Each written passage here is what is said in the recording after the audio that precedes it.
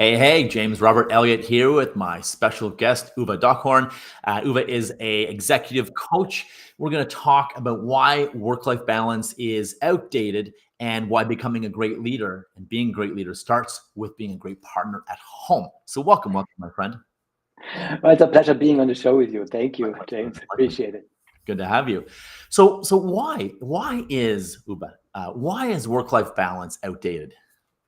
Well, if you think about it, work-life balance is around for quite some time now, and but if you picture it in your mind, kind of like what does it mean? So you have to balance out two categories, work and life, and so they're kind of like their own entities, and you have to use enormous amount of energy to juggle it to get it into the right balance, and it's just not efficient. And especially in our time that we live in these high pressure, high performance times, that can't be fulfilled. And so that's the reason why it's outdated. And so we call it now work-life harmony. Agreed. And it makes much more sense. And I hope it resonates with you. And we can get into that a little bit more, of course.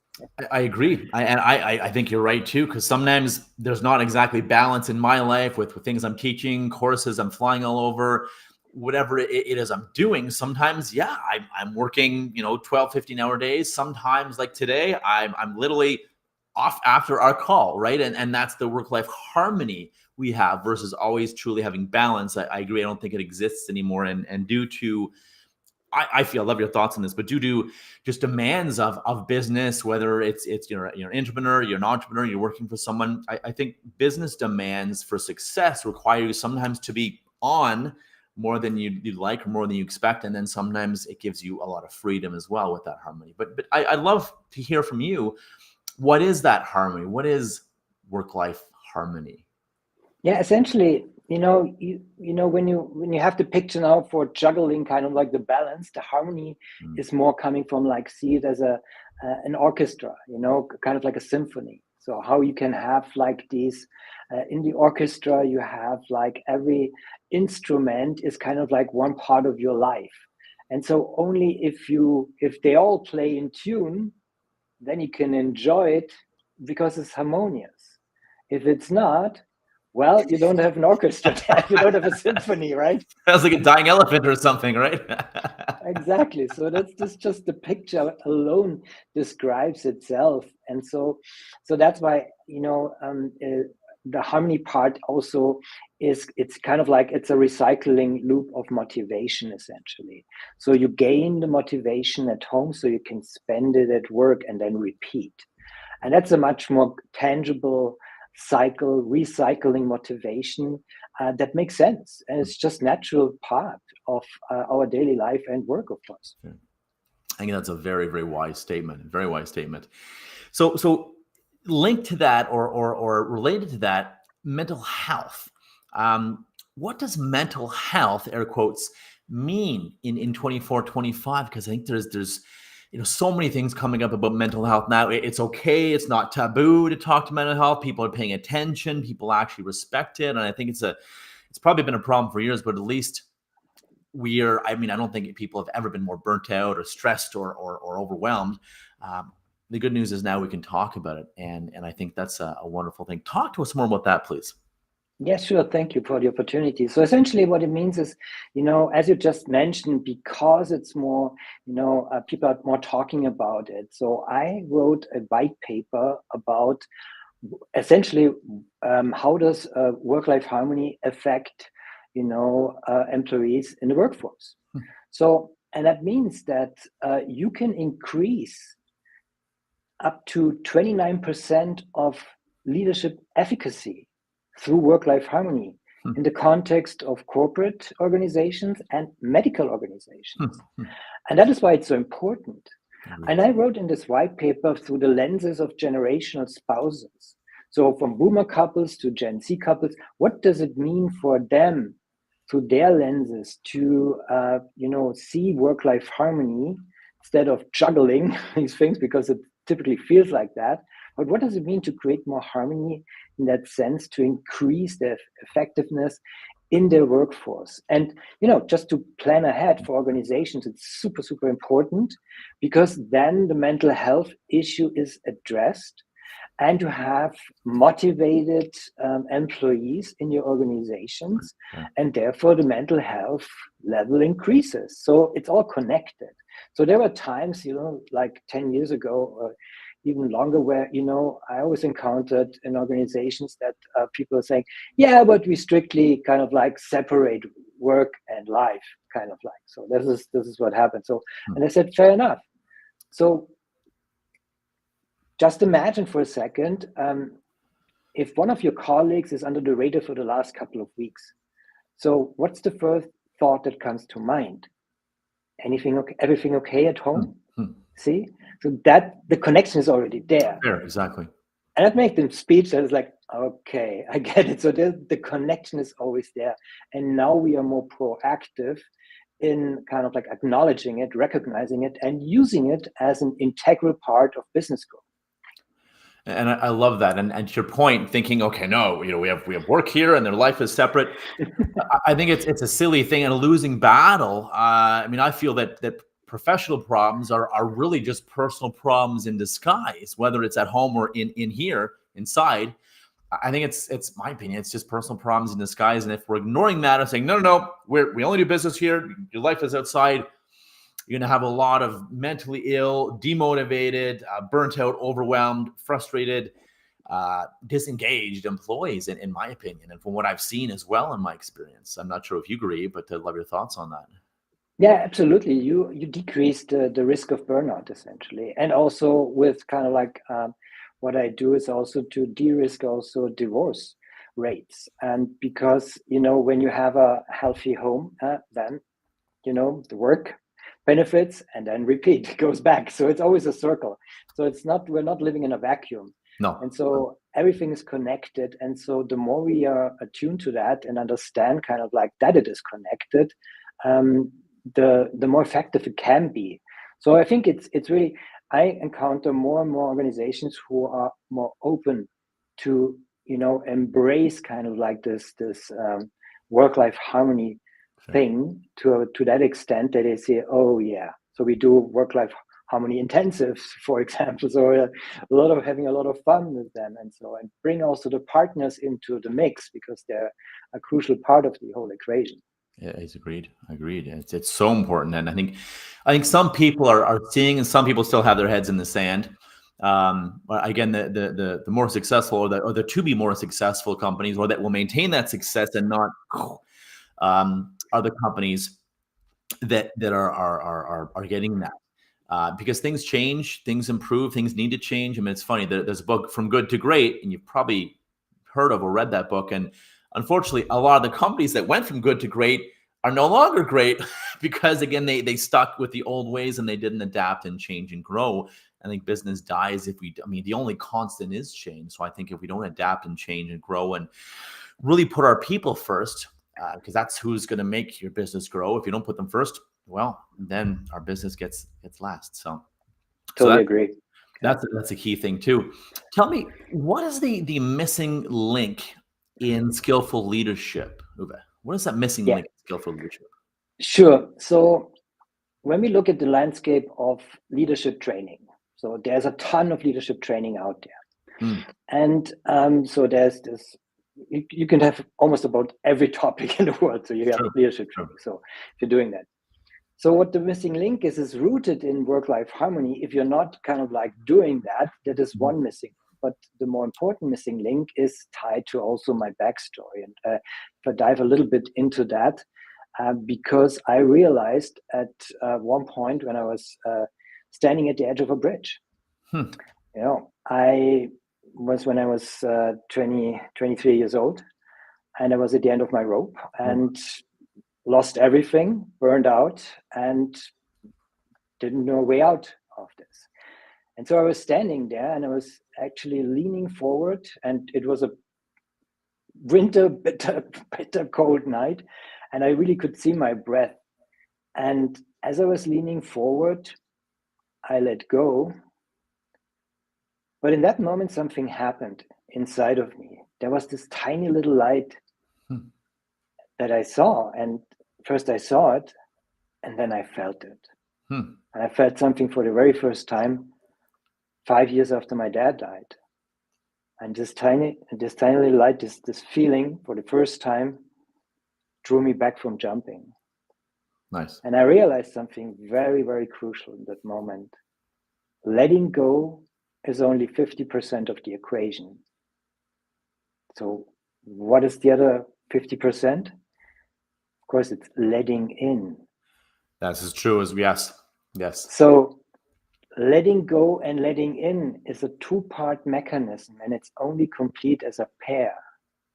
Otherwise, it would be just free fall. So, and the realization that it's a combined mechanism is was kind of like the starting point for me, not only drawing back from that edge, but also starting my new life, kind of like where I am today, essentially. And realizing more and more in years and years and developing personal development to that point where, you get into working as an executive coach and realizing and helping my clients to understand the power of letting go and letting in, essentially. Because that is kind of like cracking your code of transformation, your personal transformation. Sure. What does that mean? So you're quicker, faster, able to shift and switch the click in these crucial high performance moments. So coming back to the leadership trainings on high performance or so, if you don't know how to let go and let in, it will take you much longer. It takes kind of like also you carry also the burden. You waste so much more energy because you're not up to your game. And so that is why I call this the missing link in skillful leadership. I love that. And again, for someone who's been where you are on that bridge, not bridge for me, but yeah, being where you are 2 years ago, you're right. It's about letting go, and it's I love how you said that. It's about letting in too, and dropping the ego, the mask, the armor, as I say, that the bullshit, if you will, those layers of stuff and the fakeness is dropping that and letting in, learnings and insights and goodness and being open to growth and change and being uncomfortable, because growth is uncomfortable, change, transformation, it's all very uncomfortable. However, it's all worth it. It's all incredible in the end. Yeah. I love that. Letting go and letting in. That's the 100%, which I think that's amazing. And sometimes we need to drop the ego and be like, well, maybe they're right. Maybe this person is right. Or if this person is coming down on me or complaining or griping at me or yelling at me, well, if we unwrap the barbed wire, we take the barbed wire and take kind of the gist of the feedback. What is the critical feedback, or what is the growth opportunity for you, the learning opportunity there when unwrapping the barbed wire? Or if you're communicating with someone and someone says, Uwe, I see this, or James, I see that in you, or this may help you, that may help you. I always say to people, think, what if they're 5 or 10 or 15% right? What if they're even only 5% correct and accurate? What if they're 10 or 15%? Is there value for you? Could you get some value there? Could you have some agreement, some negotiation, some exchange, some conversation versus shutting down, being nope, no, don't agree, or that's not me, or that's not my thing, or not my problem, or no, that doesn't sound like me. What if you walked around and think, well, if everyone is at least 5 to 10, 15% right, whatever your number is. So everyone's at least 5% right. How much value could you get in the world? So I always say that, do you want to remain being part of the problem, or you want to let in and allow yourself, embrace to be part of the solution? I love that. So, and that is kind of like what the logic is behind that. In that moment, it's not easy, but it's a simple solution to understand how it works, and having the opportunity to kind of like to feel and perceive what else is there in that moment is kind of like what is the missing link, because you're not looking and feeling what else is there when you're trying to let go of something so hard for so long. But practicing letting in is essentially that gets you there. Fair. I love that. That is incredible, brother. Now, really quickly, Tell us, who are you? Who do you help? I mentioned what you do as an executive coach, but tell me more. And what outcomes do you get your customers, just really quick, so people can get the gist and the context of our conversation here. Sure, absolutely. Thank you. So, we all know this this metaphor. If you ever feel like you're running on a hamster wheel, striving to elevate your career or leadership trajectory, but seemingly stuck in place. So if you find yourself wrestling with the complexities of harmonizing your work life and personal life, all while cherishing your partner.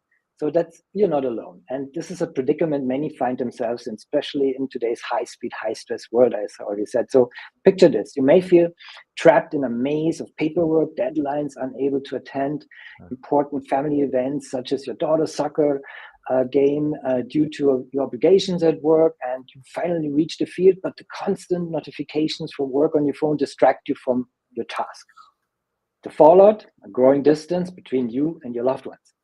Simultaneously, you're yearning to ascend to a higher professional position or shoulder more responsibility, but your diligent efforts seem to go unnoticed. And you watch as your colleagues climb the corporate ladder, leaving you rooted in your current role. So it's like hitting a wall that you can't seem to break through. So frustration, the uncertainty about your future just mounting, and you begin to feel isolated from your colleagues and distant from your family, the very people for whom all this hard work is meant, right?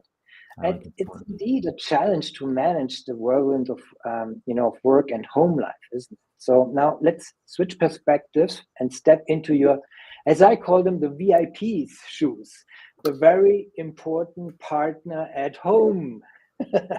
So that is amazing. VIP, very important partner at home, to your point. Yes. Wow. So your spouse or life partner has been counting down the minutes to your return from a business trip or a long day at work. The excitement to reconnect is palpable. So, but when you finally walk through the door, the fatigue etched on your face says it all. So you have to don't want to talk into work, leaving your partner's expectations unmet. They can't help but feel like they've been pushed down the priority list. Yeah, fast forward to dinner time. You both sit across from each other, eyes locked onto your phone screens. Silence between you is heavy and stifling. You can't remember the last time you had a deep, meaningful conversation, and you wonder how you ended up feeling so disconnected from your partner. So over time, of course, these unspoken feelings of being undervalued and overlooked are too steep into your partner's consciousness. So they attend a work event with you, but instead of being acknowledged as your partner, they are brushed aside or recognized as just a spouse. I like that. I like that The a lot. of invisibility leaves them questioning the value you place on your relationship. Makes sense, right? So look in an era where mutual health is gaining due recognition. Honing communication and conflict resolution skills are crucial, not just for workplace success, but for nurturing a healthy and fulfilling personal life too. Agreed. And I mean, problems at home, again, as you put, will lead to problems at work. So, and you'll have a marriage breakdown, relationship breakdown, breakdown with your children even. So make sure to nurture that. And how to do that would be working with yourself. And that way the problems at home don't leak into the business or work and leadership and then have caused problems there. Start with the root cause versus these high level problems. Let's go down to the root and attack that, rip that out. And the weed in your garden dies metaphorically. I know we're running out of time. However, want to ask you, what is a question that I didn't ask you that I should have, out of curiosity? Well, thanks. So what differentiates me from family counseling and similar solutions for couples who struggle with their relationship? Sure. So essentially, and I shared this already with you, so what I do is kind of like, so I talk about the VIP, and from the VIP's perspective, too often they feel kind of like they're down here in the relationship while the breadwinner is up here. So they resent it. They feel abandoned. They ask themselves, what about me? What's the next step in my career? Why don't you spend more time with me and the kids, etc.? So, anguishing arguments start, big D looming at the horizon. And if they decide to go that pathway for divorce, essentially means to live an independent life outside of marriage. So this is where I come into the picture. So what I do differently, because I'm not a family counselor, not a family therapist, I coach both partners at the same time, but separately. Smart. So they can regain their independence within the relationship and start to level up to each other. We do this in regular evaluation sessions, which we call falling back in love sessions. Sure. And there they realize, oh gosh, this is why I trigger you with my sticky family pattern and vice versa. And because they've dealt with it separately on their own, they're ready to discover their truest, deepest connection with each other. Therefore, they can upgrade their relationship to an interdependent one and, enjoy all the good stuff, the divorce-proof their relationship, unshakable togetherness, more fun, intimacy, adventures, and get better results at work. And that's why we call it work-life harmony. And that's why I believe to become a great leader, you must first become a better partner at home. Fair enough, my friend. Fair enough. I love that. I love it. What is one practical takeaway you've learned from doing this for 18 years that people could implement at home? Simple question. What is on the other side of fear? What do you feel? James, I'm putting you on the spot now. To be honest, what I fear, let's see. I would say failure has always been a big one. I suppose failure and it used to be being broke, but now I've done a lot of personal work that, there's worse things than being broke, and there's a lot of worse things than being broke and homeless. Just imagine there it's a line. On the left side is fear, and on the other side it's a scale. What is it? What is on the other side? What do you think? Other side of fear is joy. It's everything I want. Joy, fulfillment, love, passion. It all comes from that what is on the other side of fear, and that is trust. Fair. And just imagine there's a second line below that. This time it's not a scale from left to right. This time it's an arrow from 0 to infinity. So 0 to infinity, parallel to the scale from fear to trust. What's the name of the arrow? What do you think? It's connected. It's correlated. So it's a parallel line. So you have fear to trust, and you have 0 to 100. This continuum. To infinity. Infinity. I would say probably money, but I would say more importantly fulfillment and purpose and joy. I would think love, maybe even. It's more practical. Energy. Energy. You said. Energy. Just imagine. Whenever you imagine where you are on that scale, if you're closer to fear, you lose energy. If you're closer to trust, you gain energy. That makes sense. So now combined with letting go and letting in, you are able to master fear. I think that's, try and let it in. Trust and let it in. The other 50% the equation, like you said, and you master fear, conquer fear, and you have all those great things. This has been amazing. Thank you very much, my friend, for joining me here. Let me just say, this is a formula you can easily remember. It's E equals T minus F. Energy equals time minus trust. Sorry, trust minus fear. I like that a lot. Energy equals trust minus fear. I like that a lot. That's amazing. Energy equals trust minus fear. This is amazing. How can people reach you? How can people find out about you if they want to know more, learn more? How are you to teach? How are you to speak? How are you to coach them? Thank you. Just go to www.uwedarkhorn.com. That's UWEDOCKHORN.com. Excellent. Perfect. Brother, thanks so much for being here. Help me make a difference in the world as well. Appreciate you. And here's to your and every